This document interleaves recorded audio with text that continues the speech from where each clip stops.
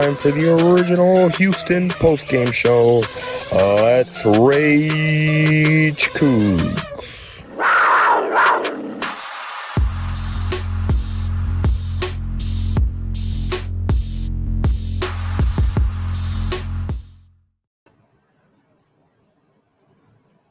Well, welcome to this edition of Let's Rage Coogs, presented by the Saxenian Family. I am Kris Gardner. Joining me is my brother, as always, Dayon Dunlap, and a newcomer this season to the family, Dayon. Y'all frat brothers, so go ahead and tell the world who this man is. Well, he really needs no introduction. Former UH running back, and his body of work at Houston speaks for itself. What he did, and also high school, been coaching as well. And so I let him formally introduce as far as what he's been doing up to date to kind of let the people know what he's up to and how he's qualified to give his opinion that he's going to have throughout the season. I wouldn't say I'm qualified, but man, I'm thankful and glad you guys have me on, man. My name is Bryce Beall, former running back at U of H. I'm currently receiver coach at Side Springs High School, and man, I'm looking forward to it, man. Talk a little cool football and get it going. Well, this one was a tough one, man. Yeah. Let's say real quick. We'll get it out the way. The Cougs lost 27-7. Didn't look good at all. Offensive line struggled. But Bryce, you Dayon, let's have some fun, man. Let's make people forget about what we just saw. Go ahead. I mean, really, everything has to be taken into perspective as far as how they lost, that they lost just because you got a new coach. And so you gotta preference the expectation. Oh, they lost to UNLV. But you got to take it to perspective. We have a new coach, and he's trying to get his players in and get and put it together. He's building it from the ground up, and so just being patient with him and just seeing what they have. Offense really, it was just didn't look like they were shell shocked. Like they was, I don't know what they've been doing. Looked like, I don't know. Yeah, man, it was a lot different than what we used to. I mean, when you think of Houston, you think of high offenses. You think of high offenses and high-powered offenses, moving the ball up the field, tempo. What UNLV was doing to us early on in the game is what we're used to seeing from Houston. And I think a large part has to do with being the second most schools with turnover, having 63 new players. That's, I think, trying to get adapted. And I don't think the O-line is meshing like they need to, and I think that was the biggest flaw that I saw today from anyone. So yeah, it was tough to watch, but I saw some positive things that later on we get into. But from the start, it was rough. I think that's where it started up front, especially because there was times where Rusher was just rush free, and Donovan would have no opportunity to even get to his first option or anything. And so when the play is broken from the snap, it's tough to him to get into a rhythm. Now he starts to speed up his process, or sometimes the clock when he has a little bit more time, and this disrupts the rhythm of the offense. I think we call that seeing ghost. I think because the offensive line hasn't meshed yet, and the pressure they were getting pressure it started out with 4-man pressure, and they were just doing different stunts, TE stunts that was confusing O-line, and they were getting free rushes. And I think once they got in his head, it sped his clock up, and he started seeing ghosts. And once he started seeing ghosts, you start seeing people that are not even there. And then sometimes he was stepping up too far in the pocket when he didn't need to, and it was making the sacks easier for UNLV. So I really believe that with time, I think the O-line can get better. But right now, at the start, it was bad. It was really bad. Yeah, no sugarcoating that. I mean, let's see. UNLV had 6 sacks. Houston had 1 sack. For the most part, fellas and audience, I'm going to be the moderator and do the comments and the questions and posts like that. I'm gonna let Bryce really share his knowledge with everyone. But this, I gotta say this right here, Ronald Brown. Oh man, I don't know what you expected. I mean, and let me say this. This is my perspective, okay? The Cougs have been in the Big 12 for 14 months. Basically 13 months, really. They're starting over with a new coach who was left with nothing. Let's be real. As Bryce touched on it, 63 new players, new coach, Offensive line, we knew it was going to be a question mark coming into this season. Donovan Smith coming off injury, off-season shoulder surgery. He looked shell-shocked. He looked rusty. I did not think the Cougs would win tonight. I did not think they looked as bad. Okay, let me say that for sure. But I thought they would struggle. But this was to another level. But to say that UH is embarrassed the Big 12 and on and stuff, this is a whole new era. Okay, this is the Willie Fritz era. This is not that other guy who left the team with nothing. As Dayon said, started from the bottom, the rock bottom. They're starting over right now. Right. This is what you're going to see for a while. Yeah. Yeah, I wouldn't say it was embarrassment to the Big 12. I expected them to start slow. I will say I wouldn't expect it this slow. Like it was probably, I wouldn't say embarrassing, but it was embarrassing for Coug fans to be able to witness. At times, I wouldn't say the talent level wasn't there. I just felt like up front, it was like a lot of miscommunication. I don't know if the guys underestimated UNLV, which they shouldn't, because going in, their offense and their team was one of the teams, like they got votes in the preseason ranking, so we should have been prepared that this is a really good football team. Mm-hmm. And let me not get it twisted. That team that we played against today is going to be something to reckon with in their conference, and they're going to have a chance to vie for one of those spots because they run a really good scheme, the up-tempo scheme. We're talking about the offensive line now. Their offensive line also controlled the game. They ran for over 200 yards against us, right at 200 yards. They controlled us with tempo, and what that tempo did was it wore us down. It kept our offense off the field, and then sometimes when a team keep picking up first downs and they keep running tempo, it just demoralizes their whole team. And I think both sides of the ball up front, they dominated us. And I would say, but like you say, embarrassing the Big 12. No, I agree. Yeah, I agree. And I think the talent, you can see the talent. I think it just starts up front because once you're unable to establish the line of scrimmage, then you really can't do anything on either side. But you can see the flashes when they had time and they were able to get some of the athletes in open field. Like they have the talent there. You see even in the interception. I mean, that was a heck of a play. And the defense, they battled. We at least have to talk about the defense as well. We will as we continue the conversation. But just offensively, starting with them, I think they just couldn't establish anything. Parker Jenkins, he was unable to kind of get going at all. None of the run game. And so it was tough. But I definitely don't think that they're an embarrassment. Not at all. And, Ron, I'm not going to post a lot of your comments, but this one, I know you're not being serious, but come on about be afraid, be removed from the Big 12. That's not happening. Okay, there's no relegation. That's not going to happen. Trolling. But we're just let me just say this. This is game one of the Willie Fritz era. I think some fans, we're all Coug fans, okay? We're Coug alums. But this is going to be a rebuilding year. The rebuild might take a little longer this season than we thought. That's all this is. This was a loss. They're gonna lose Oklahoma next week. Okay, they're gonna be but they're gonna get better. They'll be better in October than they were today. They're gonna be better in November than they were in October. That's what this season is about. Is getting better week in, week out. I think one positive thing I saw, and I think the reason why the rebuild is going to be, I think it'll be quicker than what most people think, is that Coach Fritz was still positive even when they down 27-0. You can tell he's trying to establish his culture there, and I think that was the biggest thing missing was culture. You didn't know what type of team he was getting with U of H for the last 3 or 4 years, and Coach Holgerson was my guy. He was my offensive coordinator for 2 years when I was at U of H. So I love the guy. I think he's an offensive genius. But I really think the last couple of years we didn't have a culture we needed. And if you looked at those Tulane teams that he had, they had a culture. They was hard nosed. They played physical. They were disciplined. Mm-hmm. And I think it's going to take time this year to establish that culture. But you can see how hard they were still coaching the guys, which told me a lot about this season. And that's why I'm not too down on what happened today. I'm not down. Dan, let me say this that you can have it.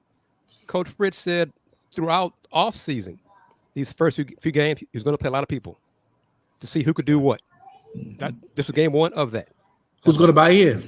Yeah. That's what it was.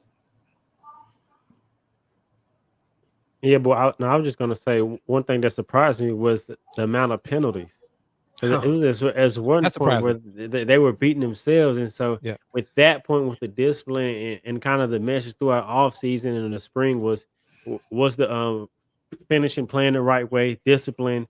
And one thing that I noticed they had was when each time they hand the ball to the ref, and so just the minor things like that and established things like that, I thought they would have been prepared on that and not be able to have the amount of penalties to kind of beat themselves. And versus, I mean, the chemistry, I can understand that, but the penalties definitely surprised me.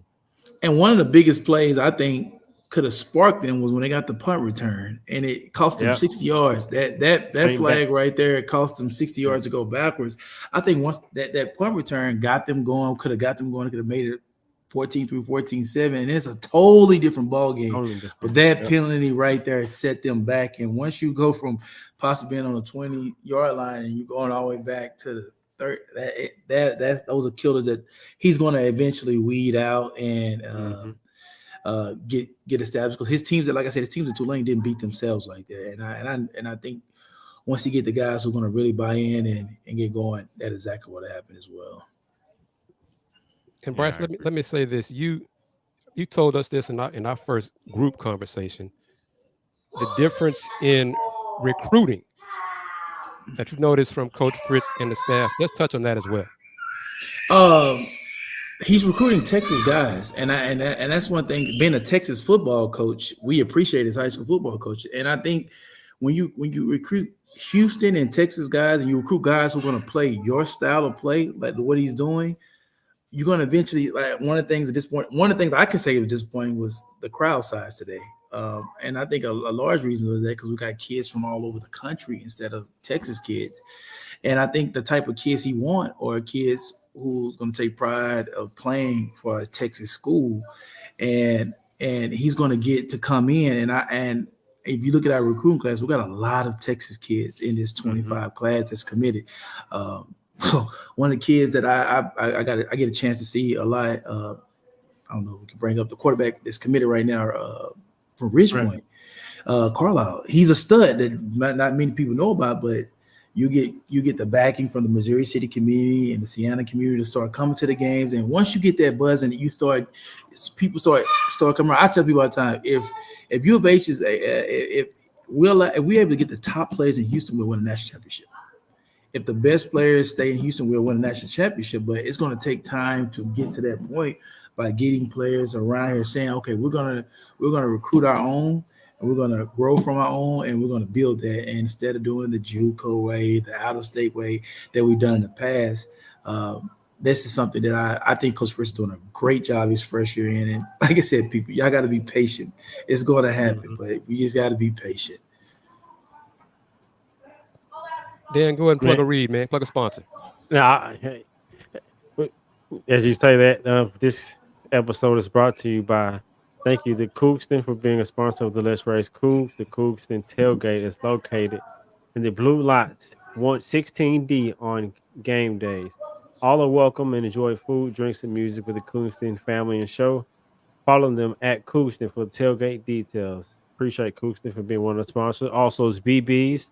Pick 3 on Triple Play at BB's near you. Visit BB's Tex Orleans locations to have good seafood there. Plenty of other options. And of course, Star Pizza, one of the best pizza restaurants in Houston. The best. One regular hours all weekend, and Labor Day and National Cheese Day is this coming Thursday. So make sure you come this Thursday, and they'll have some awesome specials dropping on Monday just for that. And let me say this about a slow rebuild. A slow rebuild will hurt us. Where are we going? I mean, seriously, where are we going? All right, the Cougs are in the Big 12, Power 4 conference. I thought this season would be tough. I didn't have a lot of wins for this team, but I thought this team would be better as the season progressed. This football team is year one under Coach Fritz. It's like all the fans of basketball, of Kevin Sampson, forgot that Coach Sampson's first 3 years at the Cougs basketball did not make the tournament. The first 3 years did not make the tournament. Oh, look where they are now. Okay, they're nationally relevant. So I don't know those folks who had, I guess, unrealistic expectations for this season. What are you looking at? What were you thinking was going to happen this year with a new head coach? How many new coaches, new programs with how many, Bryce? 63. 63 new players look good in their first game against a team that was 9-3 this past season and brought back almost everybody. Everybody. So help me out there. Dayon, you want to go? You want me to take on that? No, yeah, go ahead. You got it.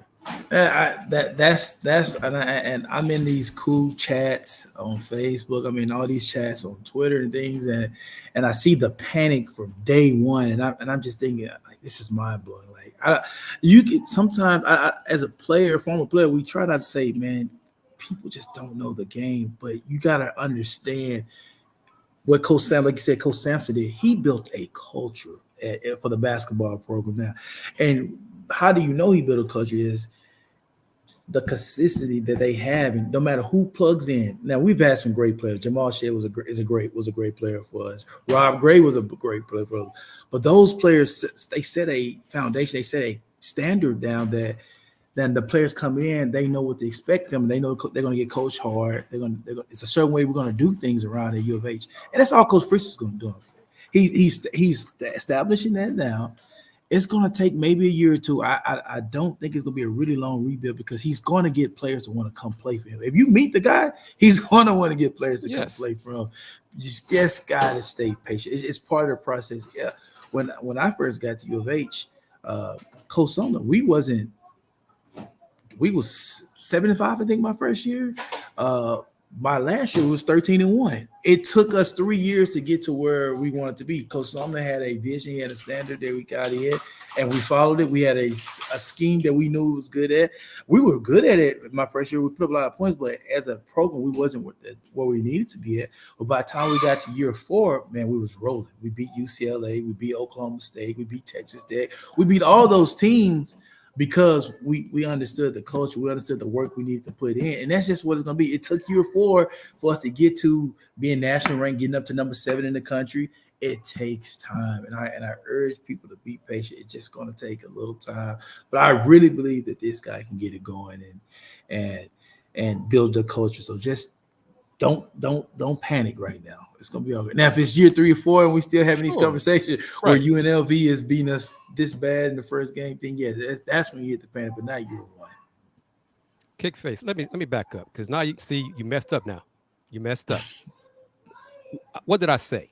I said 3 years. His first 3 years, he did not make the tournament, the NCAA tournament. I know they had a winning record, but isn't the objective to get to the tournament? Right. That's the objective, to get to the tournament. His first 3 years, heck, year 2 and year 3 of that 22-10 season, Coach Sampson lost in the quarterfinal of the AAC. Quarterfinal of the AAC. You know what? After those 2 losses in the quarterfinal of the conference tournament, I called into question about the fans not raising the bar of Coach Sampson and the basketball program. I had fans, Kris, you saying you want Coach Sampson fired? That's not what I said. I said I want us to raise the level of expectations of the staff. Well, year 4 through now, what have they done? So come on, folks, just relax. You know, football is Bryce's territory. It's Dayon's territory. You get into basketball, I'm just saying, I ain't the one. I'm not the one to do that. No. Go ahead, Dayon. And folks, if you're wondering, Andy's at the stadium getting post-game with Coach Fritz, and he'll join us momentarily. Yeah, we'll have more from Coach Fritz, and I think some of the players' availability as well. But I just wanted to piggyback on some of the things that Bryce said as far as how it takes time to actually build a program. But I want to ask the question: what's the message like for Coach Fritz and his staff for recruiting high school players to getting them to buy in? Are you selling Houston and Texas? Or how is it to get a kid to see where in the product? Because most kids you think want to win now, but some are like, you know what, I want to be a part of changing something. So is it gets to meet each kid where they are individually?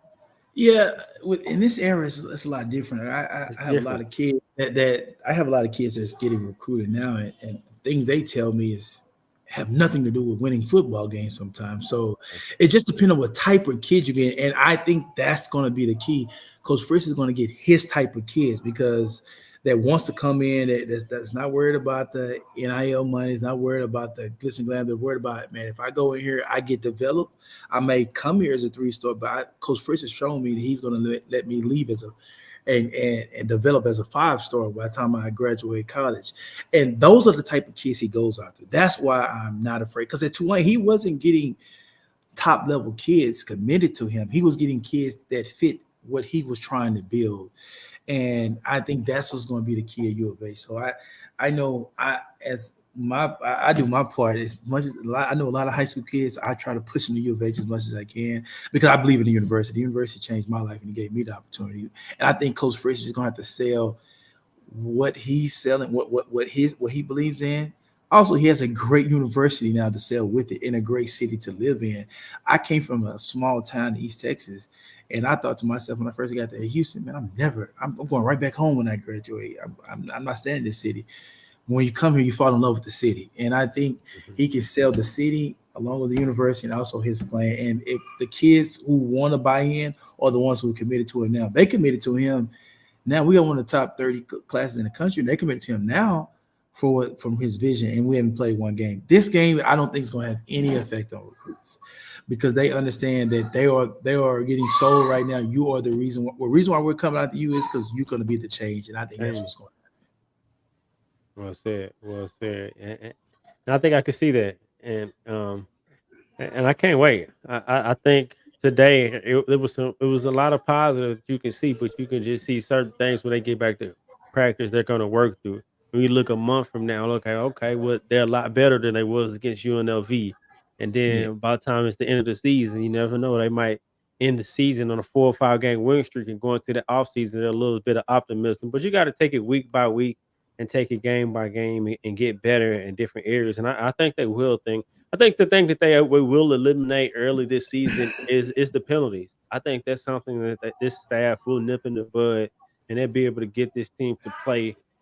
I don't want to say mistake free or penalty free, but not as many penalties that we've seen. Because today was game 1, so I got to keep that into perspective. But I think that's something that Coach Fritz and staff will be able to kind of get them to limit. And again, for the folks joining us, the Cougs had 10 penalties. That's, I'm going to say, 4 or 5 more than you like to have in a game. 10 is a lot. Yeah, definitely. Especially for Coach. He emphasized Cougs not beating themselves. And so that kind of surprised me. And that really was my biggest disappointment was the number of penalties. The offensive line struggles. I expected that. Donovan Smith being as rusty as he did, that kind of surprised me.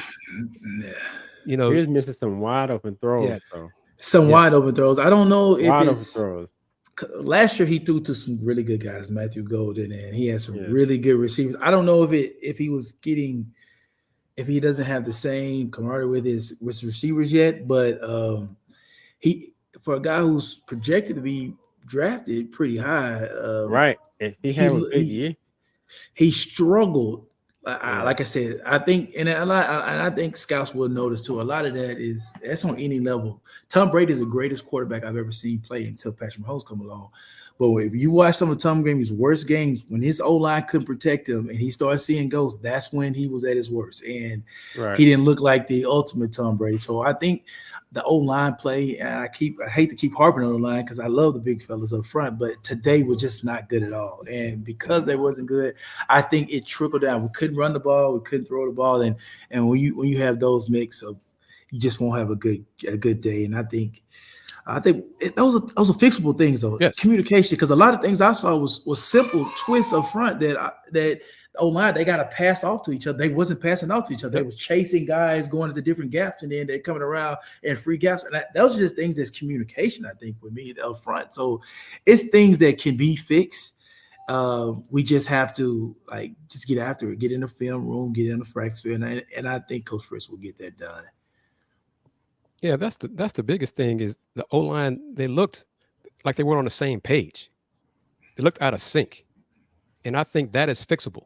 You can fix that in the film sessions and everybody getting that same page where you're supposed to be and all the stunts and all that kind of stuff. quarterback controversy next Saturday against Oklahoma. It's not going to matter who's quarterback. Okay. Ale Smith, it's not going to matter. We hope the Cougs look better, less penalties than today against OU. Yeah. No one expects them to beat OU next year, especially in Norman. Okay.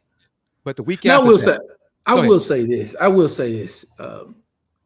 I know a lot of people, especially on my Twitter stuff, do we change from Donovan? Do we change from Donovan?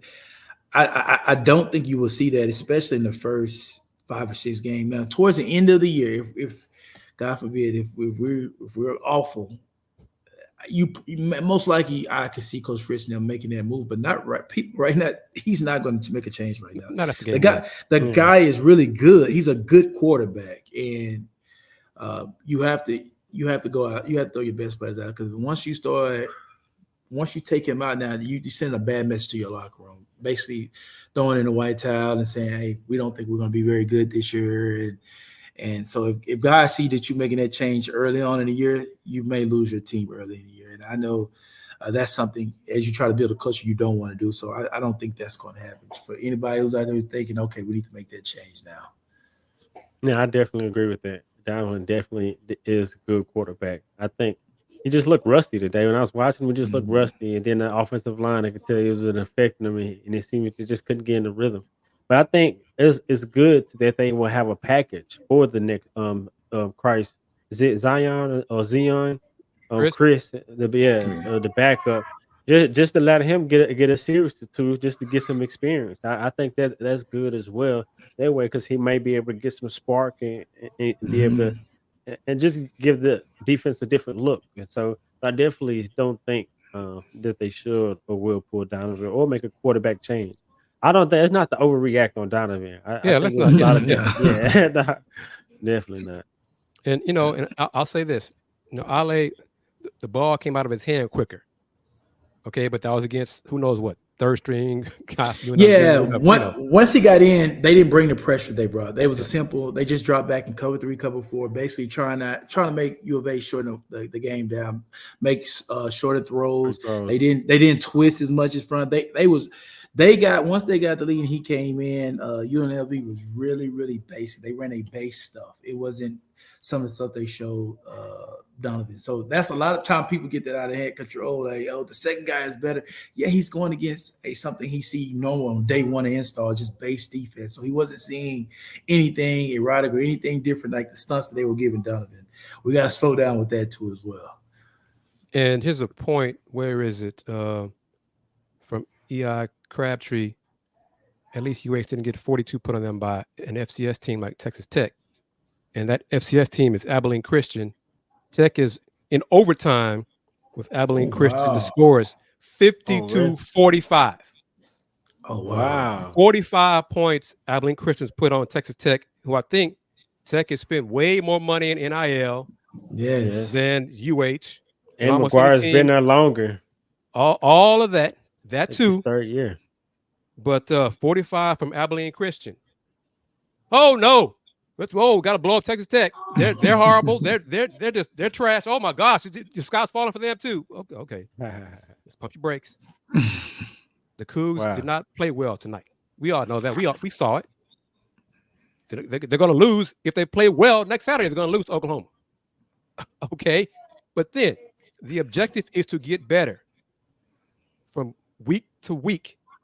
And I'm being serious when I say this. The majority of the fans on here watching right now on Let's Rage Coogs on Twitter and YouTube, y'all are fans of the men's basketball program.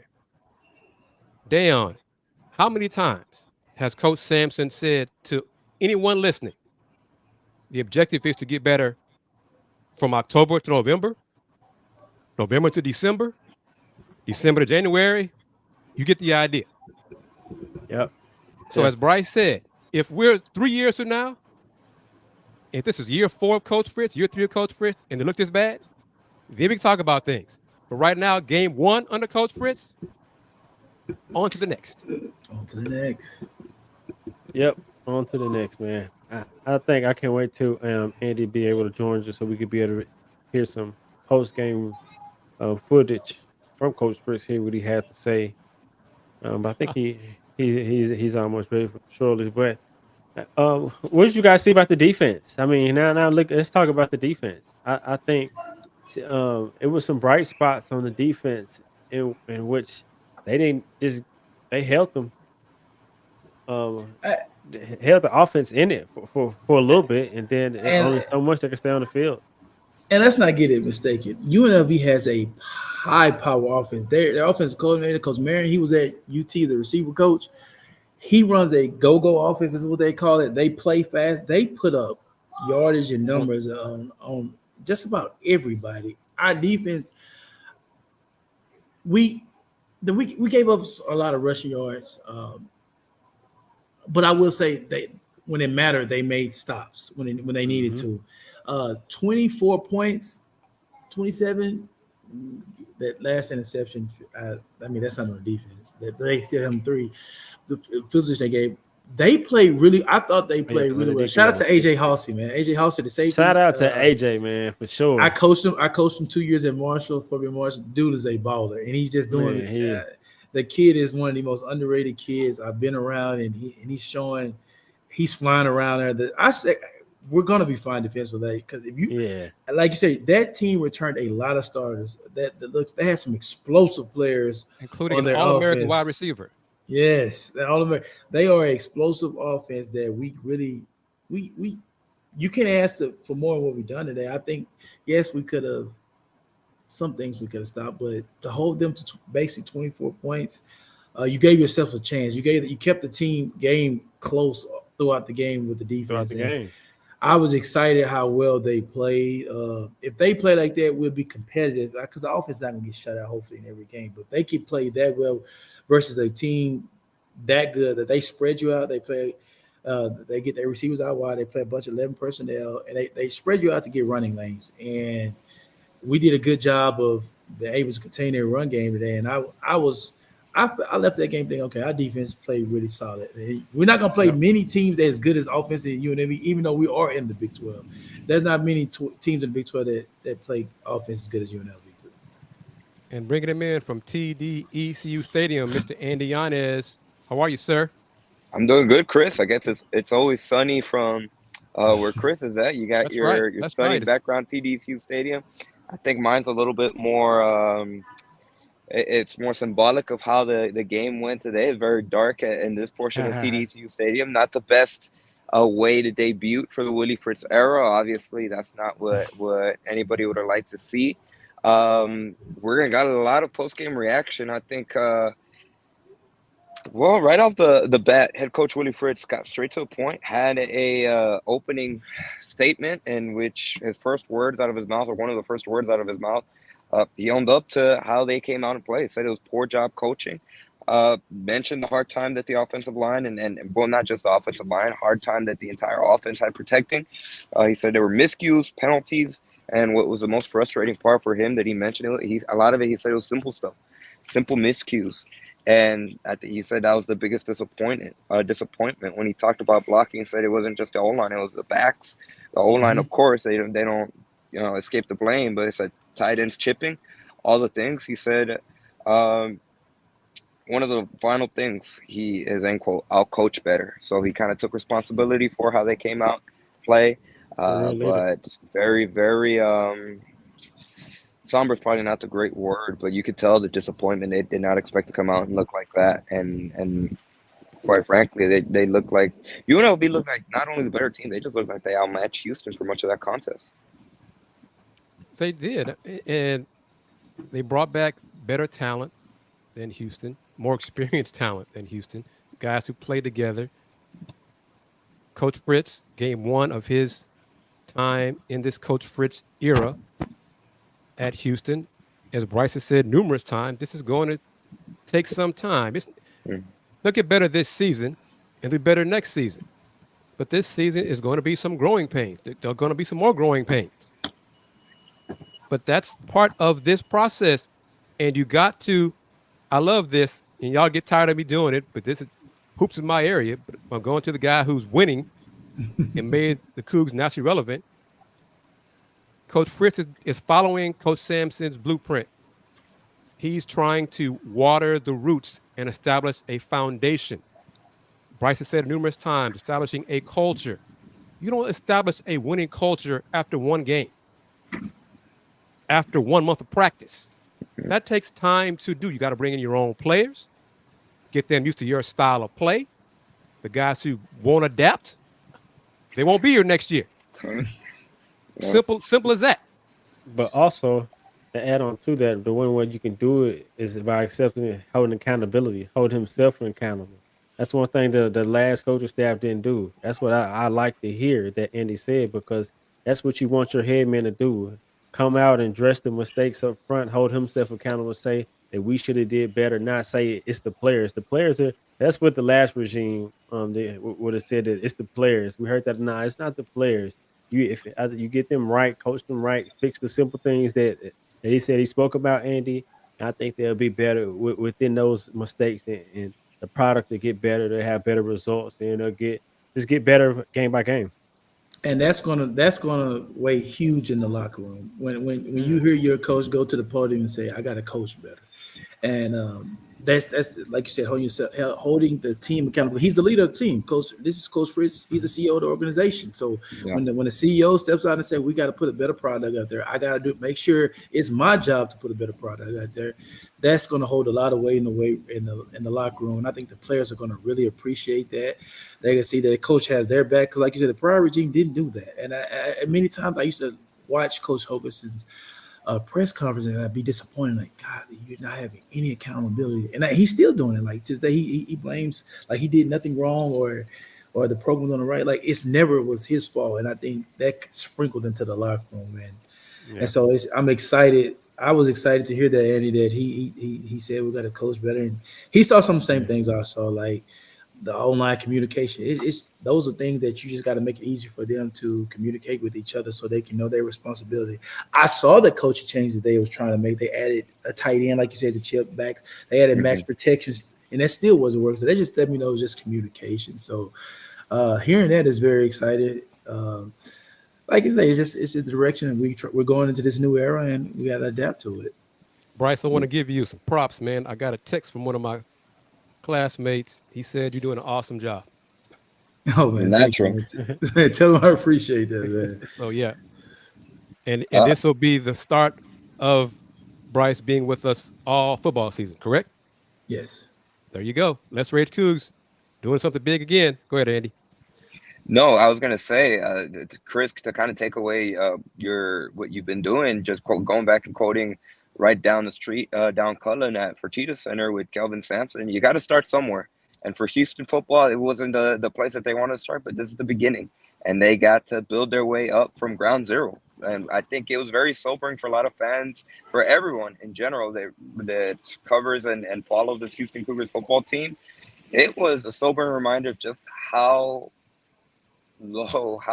this is starting from scratch, and hopefully, like you guys mentioned a couple of seconds ago, a year from now, 2 years from now, it's in a very different place. But it's going to take some time, and 60 new players, 60 plus new faces, an O-line that it was completely brand new. There was no returning starter. Now there were 2 faces that were on the team last year, but even then, like, it was a completely rebuild, for lack of a better word, and it's going to be growing pains. When we're going to hear the clips in a second, we're going to play the clip from head coach Willie Fritz right off the bat, but the players are still, there was no waiver. We asked them what the messaging was after the game. Latrell McCutcheon was one of the players that spoke after, and one of the things he said that really stood out, they are 100% trust Willie Fritz. And he said that at the end of the day, it's not the coaches that go out there and play, it's the players that go out there and they have to execute. And he said that they have 100% trust in head coach Willie Fritz and the coaching staff, and they just got to flush it down and look ahead next week to Oklahoma, which is going to be another tough challenge in a hostile environment. But they didn't seem shaken. They honestly seemed eager to flip the page.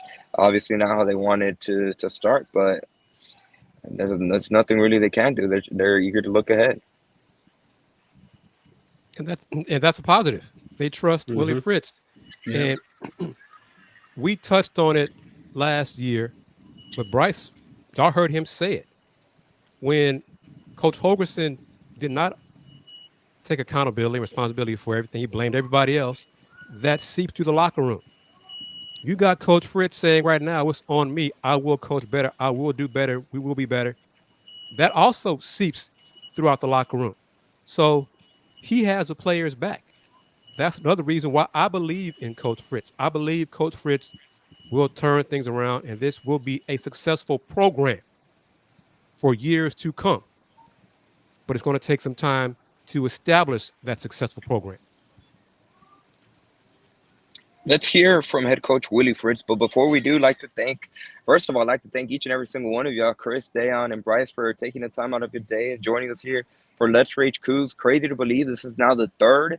We're entering our third season of Let's Rage Coogs. It started way back in 2022 during the NCAA tournament run, or actually during the American Athletic Conference tournament run for the Houston Cougars men's basketball team. And here we are 3 seasons later, starting strong, and we are very, very excited to have you, Bryce. You're going to bring a lot to the table, and we're excited to hear your perspective and really see the lens of the games through a player's perspective, which is something that we feel we're really going to make us strong throughout. We also like to thank our sponsors for today's show, beginning with the Saxenian Family, who is the primary sponsor of Let's Rage Coogs. You are watching Let's Rage Coogs presented by the Saxenian Family. And of course, we also like to thank our 3 additional sponsors for today, starting with Coogston. Coogston, thank you to them for being a sponsor of Let's Rage Coogs. They are the Coogston Tailgate, which are located in the blue lot. I actually stopped by them before I head into TVCU Stadium, and we'll talk a little bit about some of the other wins. There were wins today, believe it or not, depending on how the product was on the field. There were wins that we'll talk about later on in the show. But going back to Coogston, they welcome everybody to their tailgate, and they have a lot of food, drinks, music, and they just really want you to have a good time. Whether you're part of their tailgate or not, just stop by on the blue lot, and they will welcome you in with open arms. You can follow them on Twitter at Coogston, on X.com. That's at Coogston for tailgate details. Of course, we also like to thank BB's for being a sponsor on today's show. They remind you to pick 3 on the triple play at a BB's near you. Be sure to visit them at bbstexorleans.com/locations. And last but not least, we also like to say thank you to Star Pizza, who will be open regular hours all weekend and during Labor Day this Monday. Obviously, it's a 3-day weekend for a lot of people in the holiday weekend. I also like to remind you that National Cheese Pizza Day is this coming Thursday, and they're going to have some awesome specials dropping on Monday for that. So be on the lookout. You can follow them on Twitter, or formerly Twitter, X.com, at Star Pizza HOU. And with that being said, let's hear what head coach Willie Fritz had to say following the University of Houston Cougars loss to UNLV. As a head coach, poor job with my assistant coaches and poor job playing. I didn't see much good out there. We didn't tackle real well in the beginning of the game. That hurt us on get some knockbacks. They knocked us back. And then offensively, boy, we had a hard time protecting. You know, we had some stuff we thought we could run against them. We saw there were a little bit longer developing type routes, and we just couldn't protect it very well. Kind of got away from the run early, and I think that hurt us well. Had some things going in the kicking game, and we had some unfortunate miscues. Guys trying to make plays, and they made the wrong kind of play. So very disappointing. Questions? Willie, along those lines, how much can you chalk up to it being game 1, especially with like the holding call, stuff like that, or was that just simply? I hope that's a big reason for it. You know, I don't know. You know, it's kind of a road game for me. You know, everything was new with the first game, and you know, we just didn't come out crisp and sharp. And sometimes I worry we over-prepared them. You know, I don't know if that's part of it or not, but we really worked hard.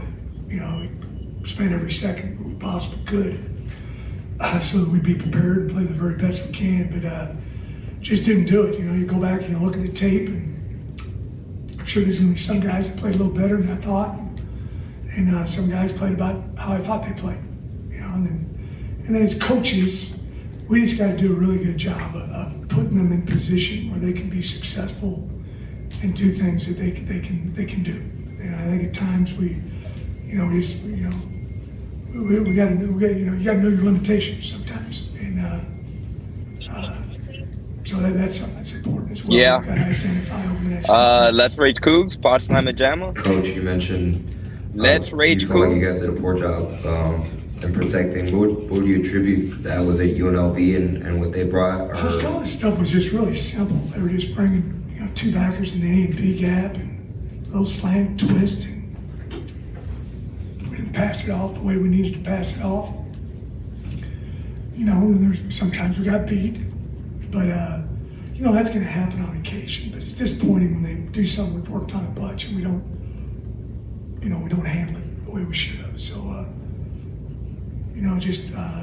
some of it was the backs, when always the offensive linemen. A couple times it's tight ends chipping. One time where we ran the wrong route and Donovan got stuck holding the ball and we took a sack. So there's a lot of things to attribute it to. Coach, you kind of went away from the running backs early in the game. Is there anything that really contributed or something that you saw there that wanted to... No, we weren't having a ton of success, but I agree with you. We should have stayed with it a little bit more. We got some good backs and then we had a couple of punts on that too. We had an inside zone play and one guy's supposed to go left, he went right. Had somebody shoot the gap and lost 4 yards. So, it just was, it was hard finding things that weren't working.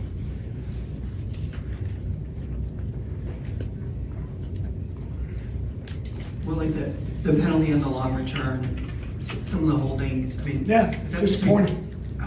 We had one, a young man thought guy fell down, and thought it wasn't a hole. We'll see on tape. But you got to play really clean in the kicking game. They're looking for stuff, to throw a flag on, and we had a nice return out to the 30-something yard line. We had another hold on hit. So, you got to practice clean, and then in the game you got to come out and you got to execute clean. And we didn't do that on a few occasions. Coach, was putting Zion Kris in something that was predetermined, or was that just with the flow? We were going to put him in, and then he got banged up a little bit, so we had to take him out. Yeah, I thought we came in at the end of the game and did a good job. Had some nice balls and got the ball off on time. And obviously, I think they had their backups in during that time period, but we were able to take the ball out of the field and score. But he did a nice job coming in there.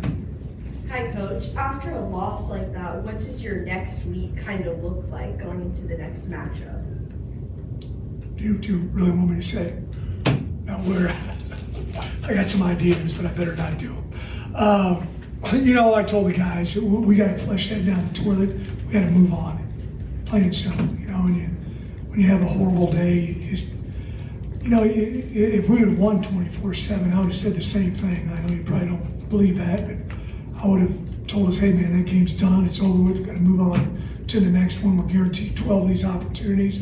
One of them's gone, we've got 11 of them left, and we can't sit there and not, have our best attitudes this week, or we're destined to, have the same outcome.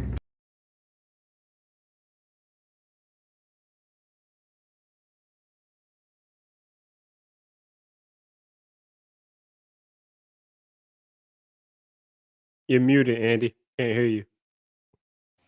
Once again, that was Houston Cougars head coach Willie Fritz. A little bit, it's game one for us too. It's kind of adjusting as we go. But head coach Willie Fritz too, like he mentioned, he alluded to the different areas that he felt they struggled with. Again, the biggest thing that was kind of frustration. He felt like there was a lot of simple things, and even the mistakes that the Houston Cougars made. He said a lot of times, obviously they had the positive intent. They were trying to make a play, and they ended up making the wrong play. But the biggest message or the biggest focal point heading out of this game is they got to turn the page, and they got to look ahead to week 2 to Oklahoma. They can't dwell on it.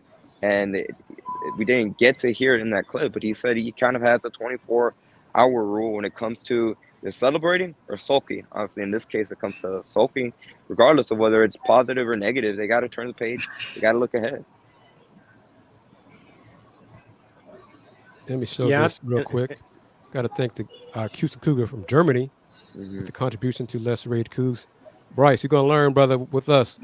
This show is global.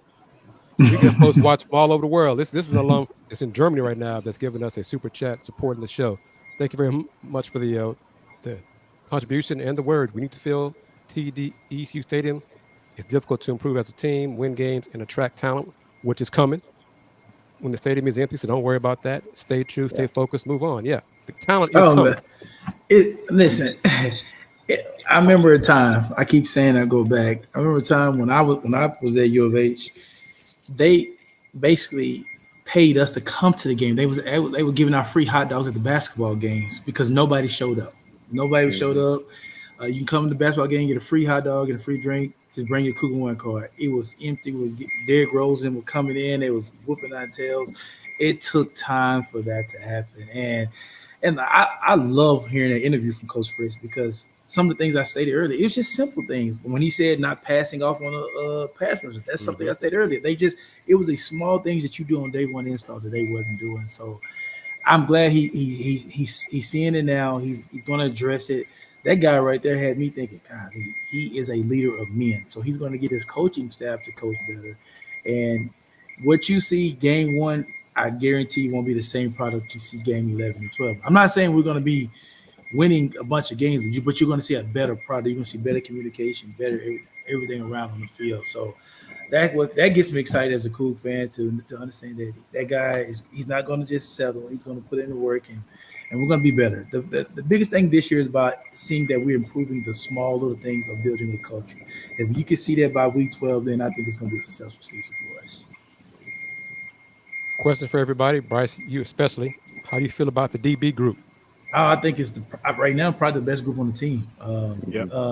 It's the most they play with the most swagger about themselves, so they're the most confident group, and you can tell throughout their play.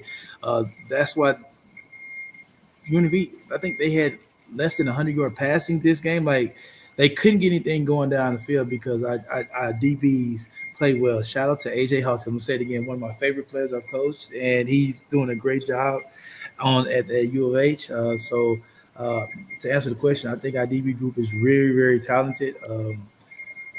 Latrell, he was a high recruit coming out of high school, went to, I believe, Oklahoma and transferred back home now. So we got a lot of guys. AJ was a freshman All-American at New Mexico before he transferred to U of H. We got a lot of guys in the back end that are very talented, and I think that showed tonight. We just got to show up our trenches a little bit on both sides of the ball, and I think we'll be fine.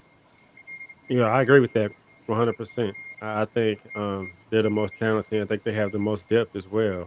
And they only threw for 113 yards. So that's close. They put barely over 100 yards. And just that pick, the momentum, the way it still had a chance to shift the game. It was such a big play. And just the ability to come up with a tackle. They really didn't have many missed tackles that saved a lot of potential big plays after it was 12 or 15-yard runs that saved it from being a 30 or 40-yard run. And so I think the secondary is fine. I think covering on the back end will be something they'll be able to do throughout the Big 12 and even next week. I'm going to post this because all of us feel this way. We should be averaging 35 to 38,000 fans per game, and we can't even do that. But the question is, there are other schools that have it worse than we do, but the fans always show up to support. That is true, but how many of those other schools are in a pro sports town? That's also part of it. But I'm going to say this. You know how I feel, but I'm going to say it for the folks who may be new to the show. We, as alums, need to support UA's football, regardless of the opponents. That's been an issue for my entire life on this earth. Okay? And I'm 52 years old. We don't support the football team regardless of the opponent. That's a start right there. Go ahead, brother. I definitely agree with you, Kris. But I like the perspective that Bryce brought up earlier that can have an effect with Coach Fritz and staff recruiting in-town talent and in-town stars. With them being able to have a following and have a community that supports them, that's going to bring in a local group that can bring in even more fans into the group. And I also really do think that they should expand the student section. I really think that they shouldn't do that. And they shouldn't put a cap on the number of students that they should have in.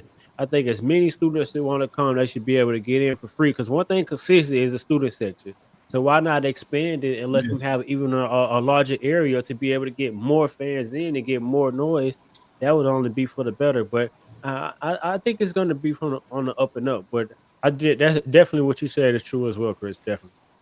So real quickly, the official attendance that they announced was 25,750, which on the low end compared to what the numbers they had pulled in from last season. I think last year they averaged around 30,000, and the first season opener against UTSA, I think it was exactly around that number, around 30,000. So saw a drop off, but Dan, you're 100% right when it comes to the student section. They made a lot more student seats available. I think the final number that they said, or at least the last one that I saw that they posted online, was around 6,500, 6,600 student tickets that they made available, and the student section was great. I was sitting right in front of the student section, or standing right in front of the student section before the game, before the players came out. They were out. They were early, 15 minutes before the game, in the brutal heat. The sun was beaming down on them. They weren't on the side of the TDUCU stadium where they're covered, and they were loud. They were crazy. I had a couple of guys that were hyping themselves up front row. They were rowdy. They were ready to go. And if you just looked at the student section, I'm actually looking right in front of where they were, you would think it was a packed house if you avoided everything else around, because they had the Spirit of Houston right next to them, and then the whole student section around in front. It was great, and that's what you want. And like you said, Dayon, as many students that want to come should be allowed to come into the game, especially at this point. So disappointing that everyone else, they didn't have that turnout that you would want, what you expect when it comes to the paid attendance. And shoot, if they're not going to be showing out, then screw it. Let the students come. Let them be loud. Let them enjoy, especially once the weather gets a little bit nicer, doesn't get as hot. And that's how you start winning the younger fans and the younger audience, and you start filling TDECU Stadium that way. But outside of the student section, I'm going to be honest, the attendance was disappointing, especially when you look at the upper sections, the 200, the 300 deck. They weren't packed, obviously, and they weren't even scarcely packed. There was a lot of empty seats throughout, which is definitely disappointing. And this is part of the drum I beat all the time. I think I mentioned it during our Big 12 Football Media Day shows, or even soon, even after the AD hire show, is UH marketing needs to promote Coach Fritz, promote the hope that he brings to the program. I said that too. I think their media department, me working in there when I was a student, just wondering how it's operating now. They dropped the ball on marketing so much, and I wish that me having a degree from there and actually working in there, I'm really do qualify to be able to speak on that, and can give ideas to things that they can do to be able to at least build that fan base on the media side, social media, and all that different stuff, to be able to sell a Coach Fritz. Like, you haven't heard anything in the offseason. It's kind of been the same thing. And I think they, for a few years now, a long time, they've been dropping the ball as far as the media and marketing in Houston. We haven't been good at marketing a head coach since Coach Herman was here. When Coach Herman was here, it was they found something, the build around the fence thing with him, and they ran with it. And he was everywhere. I'm talking about Coach Herman was all over the place, and he sold the university, and that's when you had better turnouts. And with Coach Fritz, it's like it's not the same buzz that it needs to be. And maybe it's because it's his personality as well. Like, he's not one of those rah-rah guys he's just I think it's the media side. I think it's a way within media with the camera, me knowing how to do it, they can shoot behind the scenes and show more behind the scenes of practice. Make him more personal, and make him more personal by showing just bits and clips of him just blowing the whistle finish, just showing a little bit of that, and him a little bit of his speech closing that. Those little bit of things is building the narrative, creating a narrative, creating a persona, creating kind of who he is, versus just the little bits of interviews, the little bits of that, the little bits of videos. You can do a lot of that every practice, every day. You see different social media accounts, they putting this content in every single day, and that's how you get it, because fans, they want to see what's going on. What are they? Oh, they're doing this. They're watching every day. They're on their phones every day. And so why not feed media every single day? Something new. Whether it's just closing out, coach closing us out. It's something every day. And so it's just the things that from that perspective they're failing. And with Willie Fritz, he has that mic at practices, and he's literally yelling the entire practice. He has sayings. He has sayings that the players themselves repeated after the game. Cougs don't beat Cougs. Stuff like that are stuff like little sayings like that are stuff that fans can rally around. And you're right, Dayon. Like just him having the mic screaming, he's gonna say something that's gonna be able to be marketable, and fans are gonna kind of rally around that. I mean, again, not to keep going back to the bench basketball program, but Kelvin Sampson has sayings all the time. And the fans kind of have them memorized from how often he said them over the course of the past 12, 11 years. So yeah, I agree 100%. There's ways to make them marketable, even if they're not the loudest, like Tom Herman was. Kudos to Tom Herman. He was able to catch lightning in the bottle, and he was just right personality to be able to have that marketing H-Town takeover that how successful they were.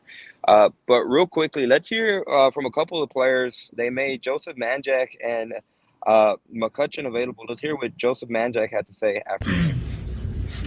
Joseph, can you kind of just take us through how you felt in terms of maybe just not being able to get things going offensively as a unit? And was it things that they were doing, or did you guys just felt like you never got into a rhythm?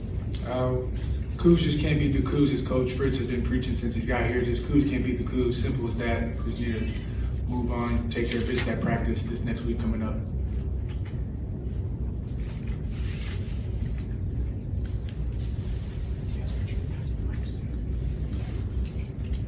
It seemed like you guys had trouble, getting the ball downfield. Is that something they were doing on defense or protection, or how did you see that?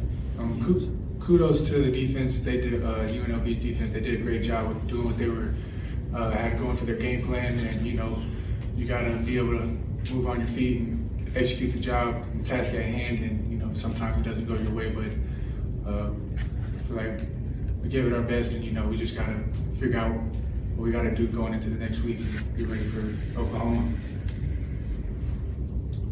Andy? Yeah, Joseph, what's kind of coach's message after the game? Keep your head up. If you have anything good to say, speak up. If you have anything bad, keep your mouth closed, because Cougs just can't beat the Cougs, and it's as simple as that. Just keep your mouth closed if it's not anything positive. Simple as that. Hit very strong words from Joseph Manjack, and again, kind of listen. It happened. It is what it is. It was not what you wanted, but you can't dwell on it, and you definitely can't have the locker room start pointing fingers. And I think how strong Joseph Manjack was, like, point out the positives, right? Uplift each other, and if you don't have anything uplifting to say, don't mention it. And it's kind of on us, right? We beat ourselves. Cougs beat the Cougs. That's what we can't do. And again, it goes back to the point that we mentioned. It's the messaging that's how you start turning the program, and Joseph Manjack seems 100% committed to that message. And it's just, we've given credit to UNLV throughout the show. Kevin Hicks, thank you for chiming in and joining us here on Let's Rage Coogs. But we give the credit to the opponent when it's due. We don't go to tell you make up stuff. Everybody saw what happened tonight. UNLV was a better team. But here we keep it a buck here on Let's Rage Coogs. But we're going to talk about the Cougs and what they need to do to get better. The O-line needs to get better. Coach Fritz said he will coach better. Got to clean up a lot of things. And one of the things he said in the post game that I caught was he noticed that some guys played better than he thought, but some guys played like he thought they would. That says a lot. So in a way, he's saying, in a Coach Fritz way, I think some guys just don't have it. We're going to find out who they are, and they're not going to play it. But it's not going to call them out and say they stink or anything like that. But he saw they did what he thought they could do. I'll put it like that. Yeah, when he said that I definitely agree because I know as a coach, I coach receivers now, and I have guys come to me asking me, Coach Beall, why I'm not playing more? Why I'm not? Now Coach Fritz says, here's your resume. This is what you put out on tape. This is what you showed me. So now I can sit down and say the guys who I thought weren't doing it. This is when we played against UNLV. This is the effort you gave me. This is the commitment level you showed me you had towards the team. He has their resume now on film that they can see. Okay, you say this, but this is what your resume shows me. And that when that hit as a coach, I'm like, okay, he gets it. He understand. I understand what he's doing with that. He's letting his guys know now that some of you guys, you showed me on film who I thought you were. And so now when we had this discussion, you can't say I didn't get the opportunity wasn't given. I'm a new coach. This is what you put out there on tape. And I loved every second of it. Film don't lie. Film does not lie. That's it. And accountability. Go back to another word we talked about, accountability. I mean, once I hold myself accountable to a high standard, now you have to have the expectation that I can hold you to that same standard based on the product that you put out there. And as a result, we're all going to get better because we're holding to the same standard. And so I love it, man. I love it. Bryce, that's a great point that honestly I hadn't even thought about whenever Willie Fritz mentioned that. But him being a new head coach, they played a lot of players in this game. Even going to Dayon, Kris, he had his own package. Obviously, Uwe Ali had minutes at the end there, and then Donovan Smith. That's the quarterback position. Obviously, it'd be the same in all the other positions that were out there. But him being a new head coach, there probably are a lot of players that either just transferred over or are left over from the previous regime, and he gave them the opportunity. And I think in a way that's a great way to kind of win over the locker room because, like you mentioned, now they don't have that excuse like, dang, coach never even gave me the opportunity. He gave you the opportunity. And if you don't get playing time by the time we get into the 4th, 5th game of the season, he can show you why you're not necessarily getting playing time. And there's never that bad blood or there's you don't have that mindset where like, dang, maybe coach doesn't like me or anything like that, because he gave them the opportunity. And that definitely hit home because it's definitely something you don't think about until you're in those shoes and you need to have those tough conversations. When I have those tough conversations with my players, I sit them down and I say, now, would you play yourself watching this film with me? And I'm showing you this effort you're giving me, this assignment you're giving me. If you was a coach, would you play yourself? And those the type of conversation with your players, you're looking like, I wouldn't. If I had a guy out there who was blowing assignments, having missed A's all across the board, missed assignments, not showing the effort that a championship team would need, then that's when they were like, okay, this program's going in the right direction because we all are holding each other accountable. But I'm also seeing what I'm doing wrong. And if they could turn around, I've had players turning around from those tough conversations we had, and I had players who shut it down. You figure out what type of player you have once you have those tough conversations with them, and you'll be able to show them. And as fans, excuse me, Andy. No, go ahead. As fans, I hope that's what fans want from Coach Fritz and coaches. He gives his players a chance to perform on the field during the games. If they don't get it done, they won't play. I mean, so that's what fans you should want. Because if everyone gets a chance to play, they don't perform, then you can't have fans saying, well, why didn't he play so-and-so? Or why he didn't, he didn't give him a chance. Well, yeah, he did. He didn't get the job done. Next. On to the next. Go ahead, Andy. Let's hear what Latrell McCutcheon had to say following their 27-7 loss to UNLV. All season and get a big crowd student and then sort of have that result. I mean, I'm sure as you can imagine, it's pretty frustrating. But at the end of the day, I feel like we got the tools to go out there and win every game that we play. I feel like it doesn't matter who we match up against. We got those tools on our team, and I feel like we can compete with anybody. So we'll just move on from this, put it behind us, and keep getting better every week. Joseph. Latrell, Coach was saying, Willie was saying there were some moments that you can kind of take from the game, especially on defense with the Halsey pick, and I think there was another red zone stand that you guys made. Are those the little things that you guys will sort of try to build on, or do you feel like wasn't all bad. I mean, the loss is a loss, but there's things that you can take from this game. Yeah, I mean, I feel like as far as both sides of the ball go, we got a lot that we need to clean up. It's not the offense, it's not the defense. I think it's us as a collective team. So I just feel like we got to go back to the drawing board and be coachable and do everything that we know that we need to do, because at the end of the day, like I said, I feel like we can compete with anybody. Kris? Some of the missed tackling early, I mean, you attribute that first game. What do you what did you see there? I mean, I can't make any excuses. We have to tackle better, plain and simple. Keep it open for 2 to 3 more. Go over to Blake. Latrell, obviously not the result you wanted today, but you didn't get to play last season. How did it feel to get back out there for the first time? I mean, I'm blessed. I can't do anything but thank God. But at the end of the day, this is a team sport, and it's not all about me. So I just feel like everything needs to be team-oriented. So I don't really think about it like that. I mean, yeah, I'm happy to be out there playing again, but at the end of the day, we lost, and this is a team sport. So you can imagine how I'm feeling. Latrell, what was it like going against that quarterback and Matthew Sluka and kind of his scrambling to the side? That make it a little bit tougher for you guys in the coverage aspect? No problem. I just feel like they're a good team and we're a good team. I don't feel like it was one person that beat us or one particular play or anything like that. I just feel like we lost the game, and it took 4 quarters to do so. Looking ahead, how do you guys turn the page and not dwell on this loss?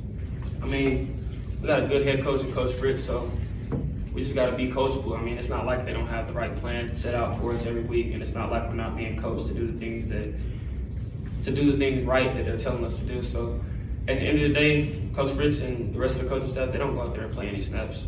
We play all of those snaps, so we got to go out there and make those plays, and it's that simple. Last one. Once again, that was Houston Cougars defensive back Latrell McCutcheon. Again, that final soundbite, 100% vote of confidence in head coach Willie Fritz and the coaching staff that they're leading them in the right direction, which is what you want to hear. And just the team-oriented mindset that he was sharing. I know they asked him about a personal achievement I'm missing last season. He didn't want to focus on it. He took it back to the team. And again, that goes back to messaging. Again, a silver lining in this game, but that's got to be a positive going forward, not only for week 2, but for the rest of the season, and what the players believe and what the message is.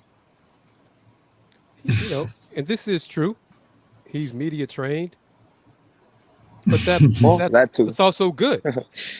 That's also a positive. It's a detail, yeah. Yeah, because you don't want the players to air dirty laundry in public. You don't want that dissension to be aired in public. So that's a positive. Right. And definitely. Oh, go ahead, Dan. No, go ahead. Yeah, definitely. Because I remember I've done many interviews when I was playing, and I, as one of the leaders of the team, I wasn't going to go to the podium and say things I didn't believe in. When you're a leader and you want to be able, we had trainings when I was coming through. There's certain things that we're always going to respect the opponent. They teach you things like that to say in front of. But when you say things like, "We have a great head coach," nobody told him to say that. He really, I could tell when he said he really believes that. And when your leaders believe that, that's a positive sign that he's building the right culture. Because if I was playing, I'm telling you right now, and I didn't believe in Coach Sumner when I was coming through, I was not going to go and say, "Oh, we have a great head coach, we're going to turn this around." I would have said something different, completely different. Like, the players, we got to turn it around. But they really believe that coach is laying down the right foundation, and you could tell how both of them, they both spoke. Him and Manjack, they both spoke about it's about us. Cougs don't be Cougs. I love that message. So they're standing this together. It's the only way they're gonna write this is together. So media trained or not, I don't think that he said things that he didn't mean, and he didn't say the cliche thing. He said stuff that personally, this is about the team. It's not about me, and I like that. And that lets me know that they get it and they're going to get it figured out. And I think he said things that he believed. I think I can hear the sincerity in what he was saying. Like, we can compete and we can play with anyone. And when he said it, like, they drawing up the right assignments for us to execute them, like to go out and do the things that they're putting in. So I like both of the sound bites. Both of them were both belief in the plan, like you just said, Bryce, and just like a certain confidence about Cougs don't beat Cougs. If we don't beat ourselves and play good sound football, and we can compete and let the best team win. And that should be a billboard or a hashtag or something. Yes. Yeah, Cougs they need to start don't having beat that. Cougs. That's something you market. That's You something you market. market. Cougs You don't market beat should Cougs. have been marketing. Yep. Dayon touched on it. The social media part of it, for the folks who are old school, some billboards. Coach Fritz billboards around town. Cougs don't beat Cougs. Cougs support Cougs. Cougs helping T-shirts. Cougs. Come support us. Come watch us play this Friday, this Saturday, whatever. I didn't see any of that stuff so far across town. That should be in the back of the end zone right there. Everything. The Willie Yes. Fritz Sell era is shirts. here. Sell Come shirts. support Willie Fritz. Give shirts out Coach before Fritz. the game. Before Something. the game, Yeah. had a student section where just something creative to get the buzz going. And right now, it's like a funeral, and we got to turn the narrative. Being second year in the Big 12 is not enough in this town. This town is fair weather. You got to tap into those fans and give them reason, make them want to come to the games. And hell, first, you have to know there's a game happening. That's first, and then go from there. Real quickly, that again, I want to shout out our sponsors for today's show, beginning with the Saxenian Family. This is Let's Rage Coogs presented by the Saxenian Family. A big thank you to Mr. Saxenian himself, Steve Saxenian, for being a primary sponsor not only today's episode of Let's Rage Coogs, but each and every single football post-game show and maybe possibly or probably for every men's basketball show as well. Yeah. So big thank Men's you basketball too. to Steve Saxenian. So look at that. Big. We could never say thank you enough to him. Of course, we also like to say thank you to our other sponsors on today's show, beginning with Star Pizza, who once again wants to remind you that they're going to be open regular hours for the remainder of this weekend and on the Labor Day holiday. And of course, National Cheese Pizza Day this Thursday. They're going to announce their specials on Monday. I didn't know there was a National Cheese Pizza Day, but there is, and they're having specials on Thursday to celebrate it. Of course, we also like to say thank you to BB's Tex Orleans for being a sponsor on this episode. And they want to remind you to pick 3 on the triple play at a BB's near you. Visit them online at bbstexorleans.com/locations. And last but not least, I also like to say thank you to Coogston for being a sponsor on today's episode. The Coogston Tailgate is located in Blue Lot 16D on game days. All are welcome to enjoy the food, drinks, and music with the Coogston family. Follow them on x.com at Coogston for tailgate details. And kind of an unofficial segue when it comes to the tailgate. And it's kind of connecting to everything we've mentioned about how we have to turn it around when it comes to messaging, when it comes to marketing. One of the the biggest key person that's going to fall on is the new athletic director, Eddie Yanez. And let me tell you, he won a lot of points because what he was doing before the game, he was driving around, or he's been driven around in a golf cart across the different tailgates. He was going parking lot to parking lot and stopping at the tailgates with people that were all the way. It wasn't just the tailgates that are right around TDCU Stadium. He was going to the far lots. The blue lot is located almost dang near I-45, and he was going all the way over there to not only visit the tailgates, but to talk to the people, to thank them for being out there in the heat and really supporting the Cougars. And I was kind of right place, right time when I was walking into the stadium. I was going right through where the Spirit of Houston was, and there came Eddie Yanez in his golf cart, pulled up, gave a pep talk to the Spirit of Houston, said that they kick ass and that they need to do a good job against UNLV. And then you could see it in the faces of the Spirit of Houston. They gave him a little extra juice, and that's the stuff that, again, you got to start somewhere, and you got to build those connections. You got to find some sense of loyalty is not the right word, but that we're all part of the same team, right? You got to have that connection with the fans, with the Spirit of Houston, with the students. And so far, so good, because Eddie Yanez was driving around and he was meeting those people that, not that we want to focus on the past, but that definitely wasn't being done under the previous regime. And you have to, what was done in the past didn't work. So we have to do different things to put butts in the seats. And it seems that there is a different mindset, different mentality with Mr. Yanez at the start. So This loss was disappointing, but it's on to the next. You hear the accountability from Coach Fritz and the players. That's different. That's a step in the right direction. This program will be fine, but this year is going to be tough. But the seeds will be planted this season to be better as the season progresses, and then next season, they will be better. Andy, I don't know if you want to do it. I'm going to do it. I can pull it up real quick. To borrow from my man Andy Yanez, I guarantee it. Guarantee.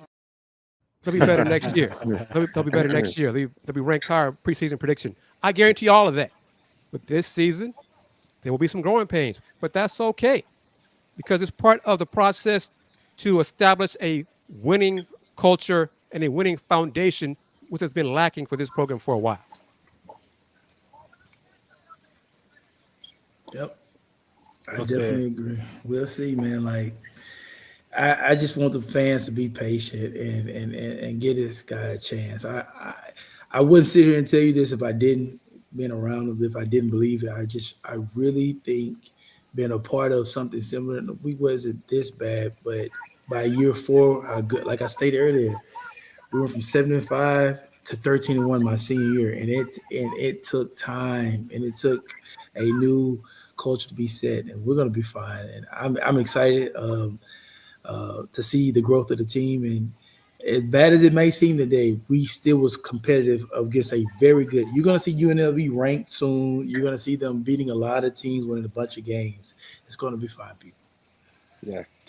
And when we think back at it, I researched this before we came onto the show, but Willie Fritz, when he first started at Tulane, they went 4-8 that first season in 2016, and they actually lost to Wake Forest 7-3. So they had similar offensive struggles in that game. And Kris, you know firsthand, we all know firsthand, what the men's basketball team here at the University of Houston itself was that first season under head coach Kelvin Sampson. It takes time, and you're going to have to be patient, but I think all 4 of us can agree. And hearing the players, hearing the personnel that are around the coaching staff this season, they're confident that Fritz is that right guy to lead the program into the right direction. And it's just going to be patient. One of the things that we're kind of seeing looking ahead, you see the importance of recruiting locally. We've seen the changes right there, how successful they've been just this past summer. One summer, head coach Willie Fritz has generated much more buzz in the recruiting class that the previous regime did, probably for all 5 seasons that they were here. So it's little things like that hopefully a year from now, Kris, like you said, you guarantee that a year from now they're going to be much more in a better place, and they'll be thought of much more highly than they currently are. But it's gonna be a process, and you got to take it day by day, week by week, and hopefully by a month from now, we see much better improvements, and in 2 months they're better, and then so on and so on. It's about stacking days.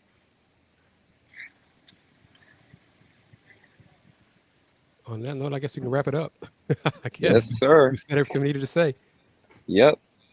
Once again, like to thank our sponsors, BB's, Coopston, Star Pizza, for being a sponsor not only on this episode of Let's Rage Coogs, but for literally all of these sponsors. They're going to be back at some point later on in the season. A lot of these sponsors are season-long sponsors as well, so we can never say thank you enough to them. A special thanks to BB's for not only being having a banner on their show, but also being sponsored of the ticker that you see at the bottom of the screen.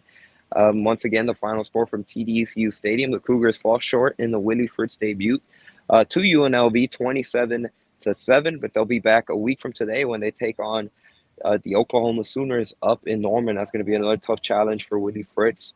And I'll toss it over to whoever wants to take it. Kris, you want to take it first? I'll do that. Just want to thank Bryce for joining us, and he's going to join us throughout the season. We're glad to have him and his insight. Hope fans really appreciate it. And the message really is be patient. The right coach is in charge. Be patient. Things will be positive and turn around. The future is bright for Houston Cougars football. And just follow me on the platforms. Houston Roundball Review Media Group is all over the place on Instagram and YouTube and Threads and Spoutable and TikTok, all that good stuff. I got a show here on the channel tomorrow. And as always, folks don't know it, since 1994, the Houston Roundball Review. Local name, global perspective. Go ahead, Bryce. Let the people know where they can find you at.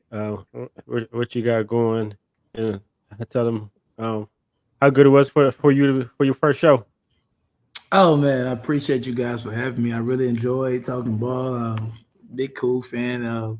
Blessed enough to be alumni. Played at U of H for 4 years. I'm a Cougar boy, as we state, in the football locker room. So it's exciting to be able to talk about them. Probably one of the biggest fans you'll find. Just enjoy talking with you guys today, and looking forward to the talking in the future. You can follow me on Twitter at Bryce_Beall.